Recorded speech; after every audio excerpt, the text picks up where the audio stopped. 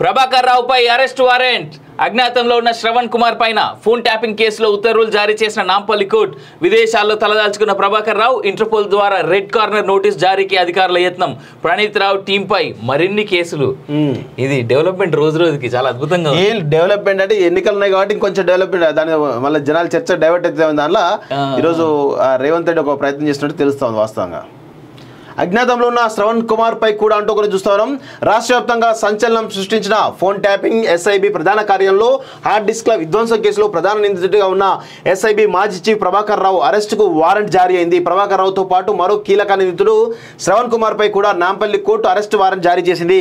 ఈ ఇద్దరిపై CRP section 73 కింద arrest warrant జారీ చేయాలని కోరుతూ దర్యాప్తు అధికారులు దాఖలు చేసిన పిటిషన్ విచారణ జరిపిన నాంపల్లి కోర్టు ప్రభాకర్ రావు శ్రవణ్ కుమార్ పై అరెస్ట్ వారెంట్ జారీ చేస్తూ శుక్రవారం ఉత్తర్వులు జారీ చేసింది. ఫోన్ ట్యాపింగ్ కేసు వెలుగులోకి వచ్చినప్పటి నుంచి ప్రభాకర్ అజ్ఞాతంలో వెళ్లారు, విదేశాల్లో తలదాచుకుంటున్నారు.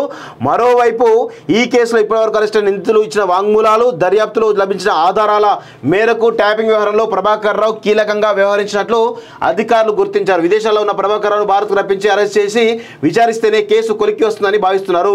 ఈ కేసులో ప్రభాకర్ రావుపై హైదరాబాద్ పోలీసులు ఇప్పటికే లుకౌట్ నోటీసులు జారీ చేశారు. ఆయన్ను విదేశాల నుంచి రప్పించేందుకు దర్యాప్తు అధికారులు సిబిఐ ద్వారా ఇంటర్పోల్ సహకారంతో రెడ్ కార్నర్ నోటీస్ జారీ చేసేందుకు సిద్ధమవుతున్నారు. ఇదిలా ఉండగా ఫోన్ ట్యాపింగ్ సహకారం అందించిన ప్రైవేట్ వ్యక్తి శ్రవణ్పై అరెస్ట్ వారెంట్ జారీ కావడంతో అతన్ని పట్టుకునేందుకు ప్రత్యేక దర్యాప్తు బృందం సమాయత్తమవుతుంది. మొత్తానికైతే ట్యాపింగ్ పరికరాలు ఇజ్రాయెల్ నుంచి కొనుగోలు చేయడంలో శ్రవణ్ కీలకంగా వ్యవహరించినట్లు దర్యాప్తు అధికారులు గుర్తించారు. మరి శ్రవణ్ వెనకాల ఉన్నటువంటి రాజకీయ నాయకులు ఎవరు, ఆ ఎమ్మెల్సీ ఎవరు, ఆ రాజ్యసభ ఎంపీ ఎవరు, సుమారు 40 మందికి పైగా పోలీసు అధికారులు సిబ్బందిని విచారించి వారి వాగ్దానాలు రికార్డ్ చేశారు. రాష్ట్ర వ్యాప్తంగా ఫిర్యాదులు, ఉన్నతాధికారులు ఆందోళన అంటూ ఒకరిని చూస్తా ఉన్నాం. సో గత ప్రభుత్వ హయాంలో జరిగిన ఫోన్ ట్యాపింగ్ వ్యవహారం ప్రస్తుత ప్రభుత్వంలో కీలక విభాగాలకు అధిపతులుగా వ్యవహరిస్తున్న ఉన్నతాధికారులను భయపెడుతుంది. Intelligence chief, DGP, Hyderabad CP, హోంశాఖ ముఖ్య కార్యదర్శి ఇలా వివిధ స్థాయిలో నిర్ణయాలు, అనుమతుల మేరకు ట్యాపింగ్ నిర్వహించాల్సి ఉంటుంది. కొన్ని ప్రత్యేక సందర్భాల్లో అంతా నిబంధనల మేరకే జరిగిన ప్రభాకర్ రావు నేతృత్వంలో పనిచేసిన ప్రణీత్ రావు బృందం గత ప్రభుత్వ పెద్దల ఆదేశాల మేరకు నిబంధనలకు విరుద్ధంగా పలువురు రాజకీయ నాయకులు, మీడియా ప్రజలు, వ్యాపారుల ఫోన్లో ట్యాపింగ్ పాల్పడ్డారు. సో ఇదంతా కూడా వాళ్లకు ఉచ్చుబించే అవకాశం కనబడుతుంది. ఇందులో ప్రభాకర్ రావుతో పాటు హోంశాఖ కార్యదర్శి కానీ, డీజీపీ కానీ ఈరోజు చాలా మంది కూడా ఇందులో ఇరుక్కునే అవకాశం చాలా స్పష్టంగా కనబడతా ఉంది.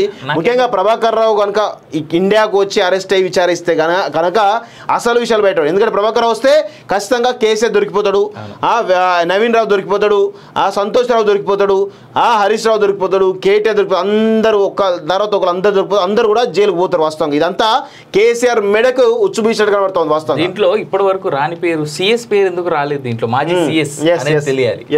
ఇగో రేవంత్ రెడ్డి ఇన్ని ముచ్చట్లు చెప్తుండు కదన్నా, 1000 కోట్ల అప్పు తీసుకోనున్న రాష్ట్రం ఎవరి కోసం?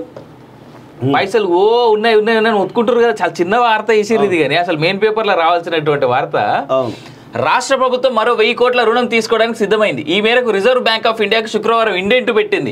17 ఏళ్ల కాల పరిమితితో సెక్యూరిటీ బాండ్లను రిలీజ్ చేసింది. ఈ నెల 14 ఆర్బీఐ నిర్వహించే ఈ వేలం ద్వారా ఈ అప్పు తీసుకుంది. రాష్ట్రంతో కలిపి 4 రాష్ట్రాలు 6500 కోట్ల అప్పు కోసం ఇండెంట్లు పెట్టాయి.